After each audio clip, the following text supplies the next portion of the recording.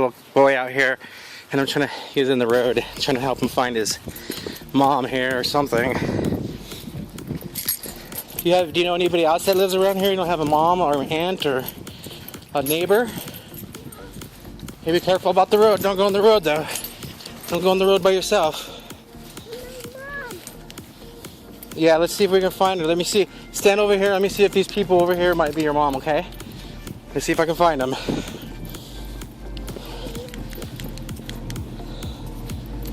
Hey, right here. Watch out. Excuse me, I got a little boy out here on the road. A little boy, he came running out. He did. Yeah, we went back to his house, and then I saw that the car was running over here. So, but I saw him. I was like, oh God, hopefully I can find them. Careful, careful. Because people come through here and they. Okay. Well, I'm glad I got him back to you there. I was just. All right, make sure, just be careful because people come through here and they don't care. Like yesterday, I had a drunk lady passed out in the middle of the road, and so she's lucky that she didn't even hit nobody. But yeah, be careful. Have a good one. Hey guys, welcome back. This is Retrocidal coming at you with a something different. I'm mostly going to be talking in this one. I actually did the video yesterday and I wound up having a new mic and I screwed up the whole thing. No audio. I was like, no, after I did it. I was like, crap. So this is a model by Kingsta. It's the lifeguard pack and it's the full pack. And I think it's just a fictional vehicle, but I figured we would patrol the beach area while I talk about this stuff going on. So, I guess just for safety's sakes, we'll just... Let's see how I do this again.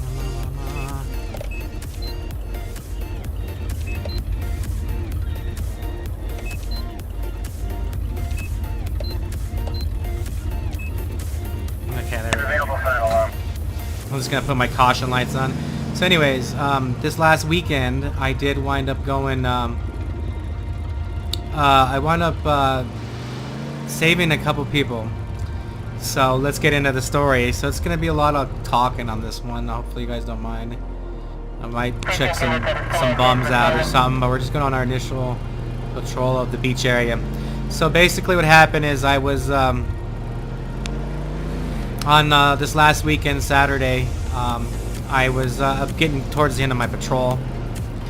And I had this feeling like I'm just going to drive around one last time at these apartments that I do. So I'm driving back around because I saw a few people go over there. I just had this feeling.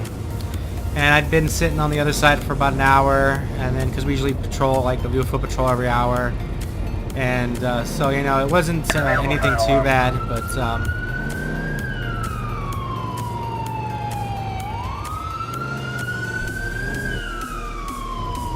But anyways, I was just going around, and all of a sudden, I see a truck kind of parked in a messed up spot, right on top of, like, because we got big speed bumps there, so I don't think I have the first person view on this one. Maybe we can go see if this cop needs some help over here really quick. No. Oh, crap. This guy's down by the button. See if I can pull him over. Park your vehicle and turn the engine off. Beach patrol, stop, sir. Stop. Alright, let's check this out. So when I roll up on her, I think she's like dead, basically. Get out where I can see you. Whoa, what happened here? Don't try anything, sir. It's beach patrol. Beach patrol. Oh, he's intoxicated. He's intoxicated. He's intoxicated. So while I'm doing this, anyway, so I roll up to this girl and I was like, I waited behind her for a while because I thought maybe she'd move because I had my lights on, my security lights on my vehicle, and so nobody runs into me because people drive like assholes there. So anyways, so I'm like, wow, what is she doing? And so I start trying to go around her, and she's like, let's take him out to the street. Available units respond to a criminal resisting arrest in Firefly Island. So like I drove by and her head's like on the wheel, like just slumped over. Like I'm like, oh my god. It like freaked me out. I got scared, you know. I was like, I hope she's not dead.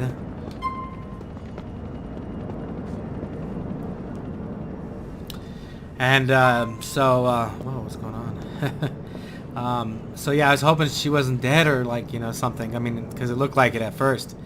So I was like, oh shit, put my lights on, get back up in case she like gets freaked out when I wake her up and tries to like take off in her car or something all of a sudden. It was a sketchy situation, but when I went up to her, it was a female. I was like, okay, I feel a little more better. She was dressed nice and she was, you know, kind of sexy looking still, even though she was passed out with puke all over herself. I was like, oh my god. I was like, I hope she's okay. So then I start asking her, are you okay? She's kind of not talking at the first couple seconds.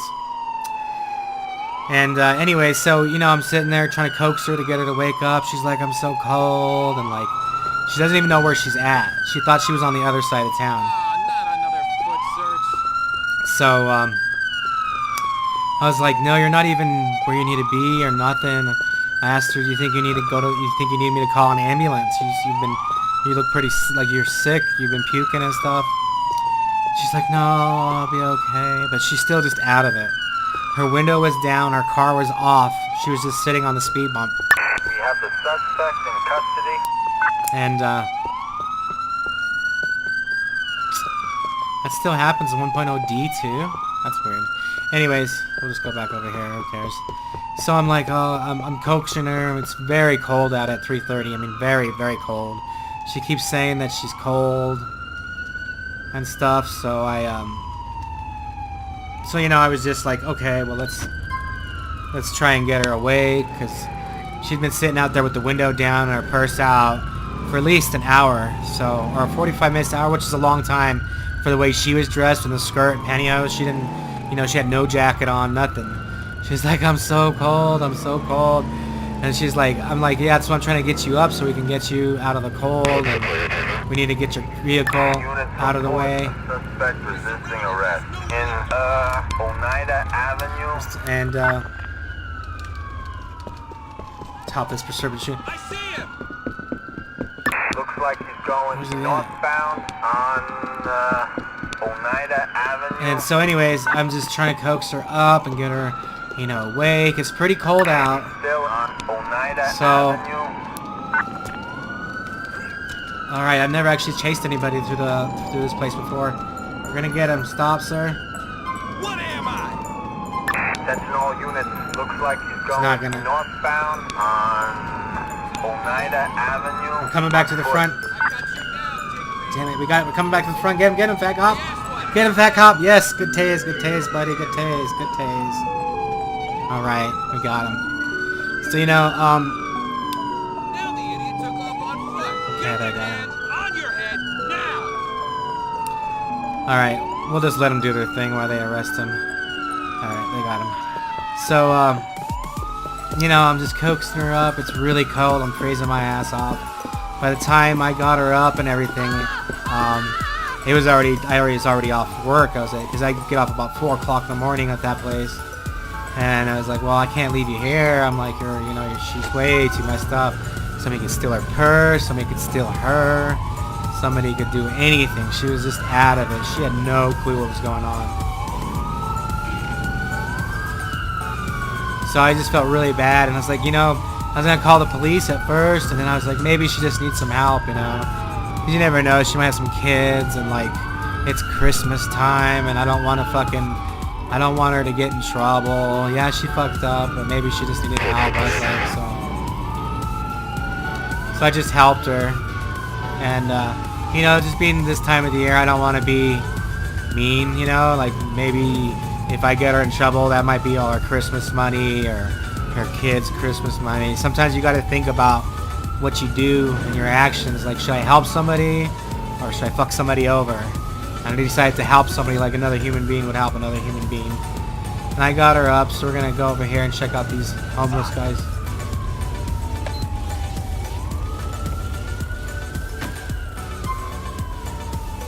Whoa. I don't think you want to do that. And just, it takes a lot of, we're going to check his ID real quick. Show me some ID. Other guys are waking up and moving on, so we should be alright. Just making sure he's okay, So yeah, I'm just out there freezing my ass off with her. Finally, about 30-40 minutes later, I finally got her up enough to where she was out of the car.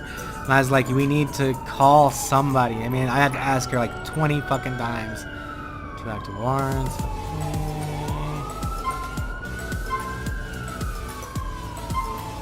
Get your hands up on your head. Alright, well, he's got a couple of warrants, so we're gonna check him out. And so anyways, you know, I'm just like, finally, I was like, we got her phone out, and she's calling somebody. She can't even talk still that good. So I guys like, just give me the phone and I'll tell him. This time.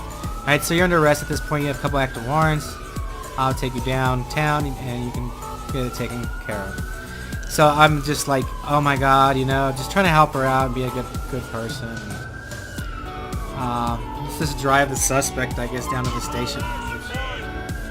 Didn't mean to do that. Sorry, sir. Sorry.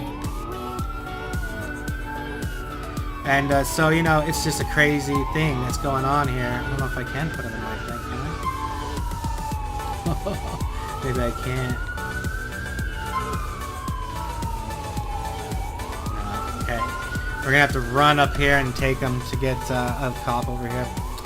So yeah, I'm just looking at this poor thing, man. She's sexy, man. How wish I had a pretty girl like that. Not all drunk, of course, but anyway, so some black guy came picked her up. Same old bullshit in this town. Same old bullshit. Can't meet a nice girl because they're always going out with somebody or some black dude or whatever, which is fine, but it just kind of gets old after a while, you know. Gets old of the same old crap, especially when a lot of times when I run into these guys, you know, from personal experience, work experience, they treat these girls like shit. They don't treat them very good, and it's just not very nice. So anyways, that's enough of that. And so this guy seemed okay, though. I actually had a decent feeling about him. You know, he came and picked her up at 4:20 in the morning, and he wasn't drunk, and he wasn't, you know, he talked normal. He seemed like a nice guy. So he was okay. He seemed like a nice guy, you know. You know, any guy could have been like, oh, fuck that bitch, I just fuck her, you know, or whatever, you know, some bullshit. Hey, stop that! I'm gonna get a unit to come pick him up real quick.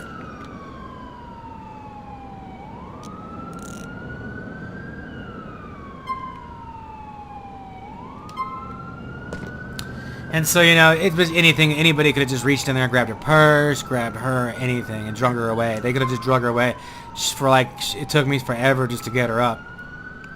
And so she didn't seem like she was going to die or anything, or that sick. So I was like, you know, I'll just keep on helping her. And so finally I pushed her car out of the way myself because it was right in the middle. I took her keys out of the ignition so in case the cops did come, they wouldn't be able to,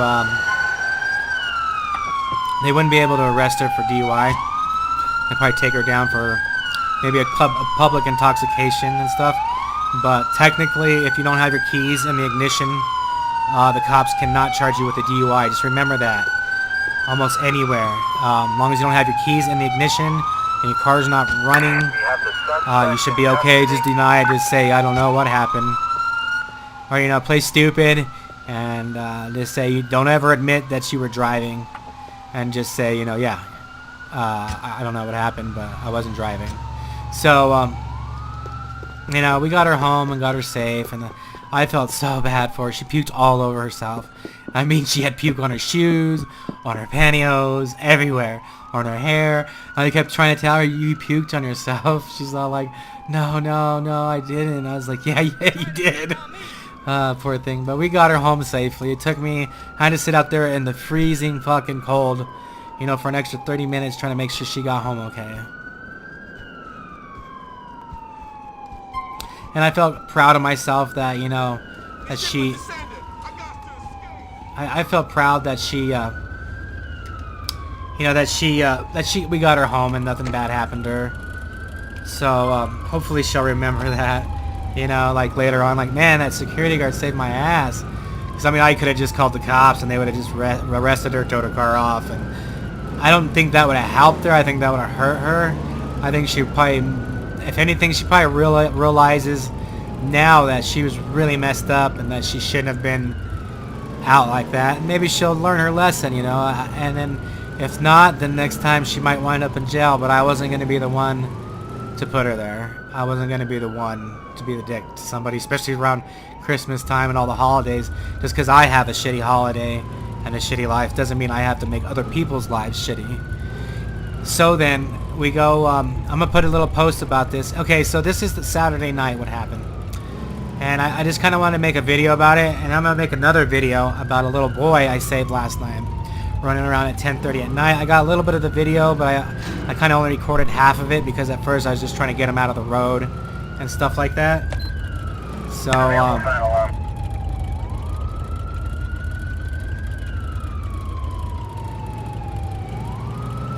so yeah, but he was out in the road and he could have got ran over very easily. Like 3 cars passed by fast, like, because people get pissed if you're in the way, so like they floor it around you. They don't even fucking look to see if there's a little child that's, you know, he's barely as tall as my kneecap running around, but he's lucky that he did not get ran over. I guess I don't know if I should make it another video. Nah, we'll fucking just do it now. Screw it, it's story time. We'll patrol the beach one last time. So basically yesterday night about 10:30 I was out doing my first patrol where I lock up everything, like the laundry room and all the other areas that we got to lock up for that apartment building. Ooh. And so yeah, I'm out there doing my thing, and all of a sudden this little boy just runs out on the road. So I flip all my lights on so he can see me, and he stops before he goes out because there was about a car coming the other way too. I was all like, fuck, I don't want him to run out there.